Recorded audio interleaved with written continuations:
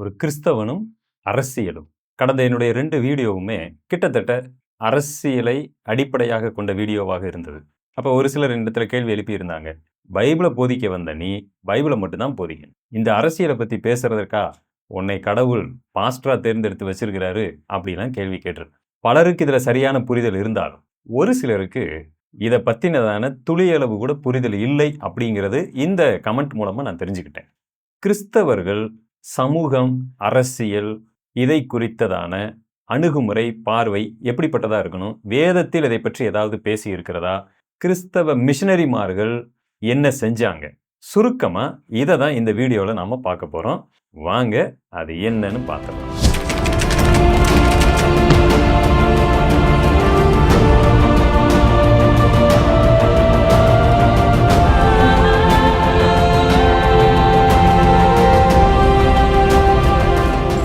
கிறிஸ்தவர்கள் சமூக நீதி, அரசியல் இதை குறித்த அக்கறையோடு இருக்க வேண்டும் என்பது விவிலிய போதனையாக இருக்கிறது. பைபிள் போதனையாக இருக்கிறது. வேதாகமத்தின் ஆரம்பம் முதல் முடிவு வரைக்கும் கிறிஸ்துவினுடைய நோக்கமே சமூகத்தில் ஒரு பெரிய மாற்றத்தை ஏற்படுத்துவதுதான்.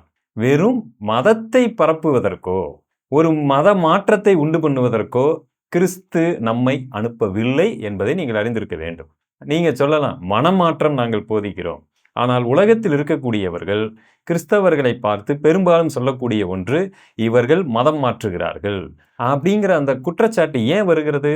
அதற்கு ஒரே காரணம், இந்த 4 சுவற்றுக்குள், சபை என்பது சுவர் அல்ல, ஆனாலும் கூட அந்த கட்டடத்திற்குள் நம்மை அடக்கி கொண்டு, இந்த ஊர் உலகத்துக்கும் எனக்கு எந்த சம்மதமுமே இல்லை, ஒரு கிறிஸ்தவன்னா அவன் சமூக அக்கறையோ அரசியல் காரணங்களோ அதில் பக்கம் கூட போயிடக்கூடாது, அதுவும் ஒரு போதகனா ஒருத்தன் இருந்தான்னா இந்த பக்கம் தலை வச்சு கூட படுக்கக்கூடாது என்பது போன்ற எண்ணங்களை சில பல காலமாக சிலர் உருவாக்கி வச்சிருக்கிறது மிகவும் ஆபத்தானது.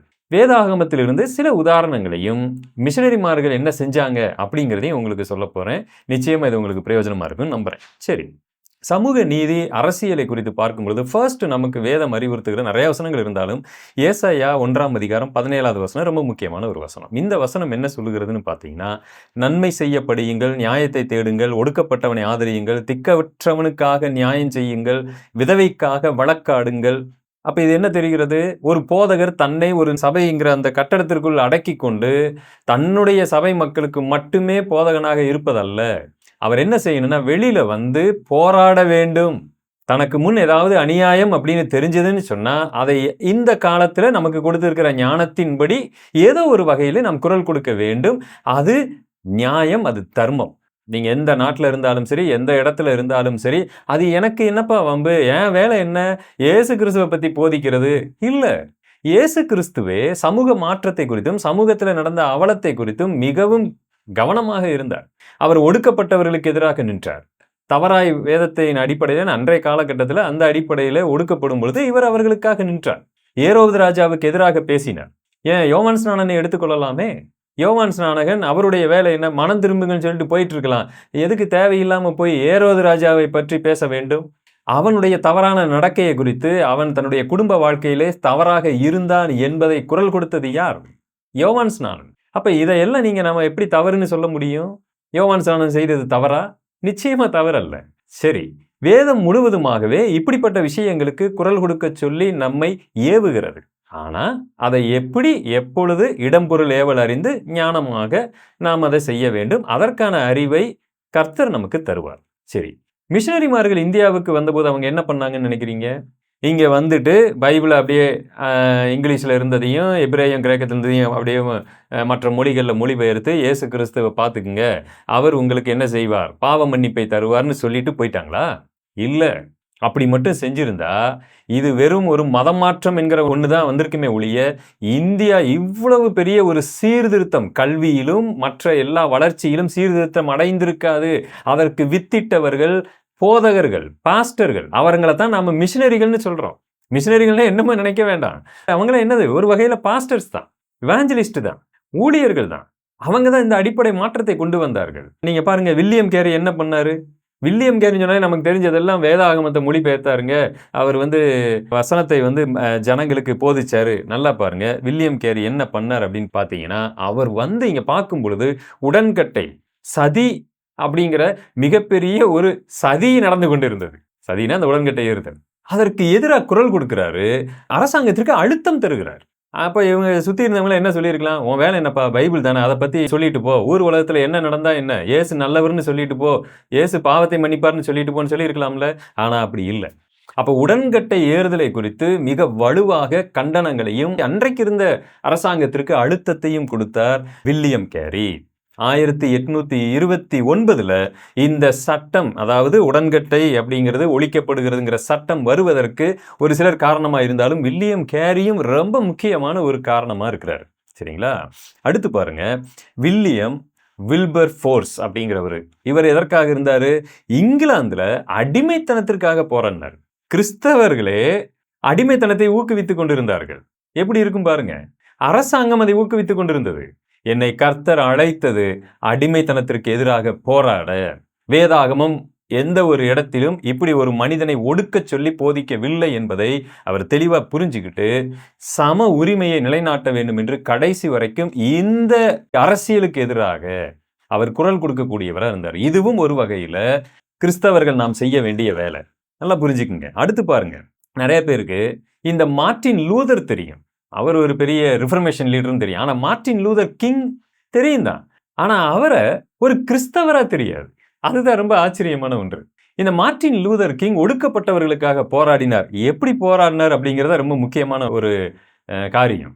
அவர் அடிக்கடி சுட்டி காண்பிக்கக்கூடிய ஒரு வசனம் நீதிமொழிகள் 31ஆம் அதிகாரம் 8வது வசனம். அதை வச்சுக்கிட்டு தான் இந்த ஒரு ஸ்டேட்மெண்ட்டை அவர் அடிக்கடி சொல்லுவார். என்ன ஸ்டேட்மெண்ட் அப்படின்னு பாருங்களேன். அந்த வசனத்தையும் சொல்றேன். ஆனா அவர் சொல்லுகிற ஸ்டேட்மெண்ட் என்னன்னு உங்களுக்கு சொல்றேன். அதிகாரம் இல்லாதவர்களுக்கான குரலாக பாஸ்டர்மார்கள், போதகர்கள் இருக்க வேண்டும். மார்ட்டின் லூதர் கிங் சொன்னார். புரியுதா? நாம என்ன பண்றோம்? அதிகாரம் உள்ளவர்களுக்காக நம்ம குரல் கொடுத்துக்கிட்டு இருக்கிறோம். இல்ல, அதிகாரம் இல்லாமல் ஒடுக்கப்பட்டு அடக்கப்படுகிறவர்களின் குரலாக ஒரு போதகன் இருக்க வேண்டும் என்று சொன்னார். அதற்காக தான் நீதிமொழிகள் 31:8 வச்சு பேசுறாரு. என்ன வசனம் சொல்லுதுன்னு பாருங்க. ஊமையனுக்காகவும் திக்கற்றவர்கள் எல்லாருடைய நியாயத்துக்காகவும் உன் வாயை திற. பேச முடியாதவர்களுக்காக. ஊமைனா லிட்ரலா பிறந்ததுலேருந்து பேச முடியாம இல்ல.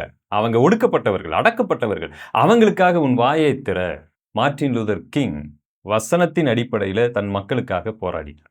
ஏன் நம்ம எமி கார்மைக்கேல் அம்மையார் சொல்லவா வேண்டும்? அவங்க வந்தாங்க, வசனத்தை மட்டும் போதிச்சாங்க, போனாங்கன்னு இருந்திருந்தா இன்னைக்கு அவர்கள் பேசப்பட்டிருக்க மாட்டாங்க. அவங்க தேவாலயத்துல தேவதாசி முறைமைக்கு எதிராக குரல் கொடுத்தார்கள். அது மாத்திரமல்ல, அங்க இருக்கக்கூடிய குழந்தைகளை தேவதாசியாய் மாற்றுவதற்குரிய எல்லா சம்பிரதாயத்திற்கும் எதிராக குரல் கொடுத்து அவங்களை எடுத்துட்டு அவங்களுக்கு மறுவாழ்வு கொடுத்தாங்க. அவங்களுக்கு வேலை வாய்ப்பை கொடுத்தாங்க. யோசித்து பாருங்க. அடுத்து பாருங்க, இன்னொரு முக்கியமான விஷயத்தையும் நான் சொல்றேன். தோல் சீலை போராட்டத்திற்கு எதிராக போதகமார்கள் குரல் கொடுத்தாங்க.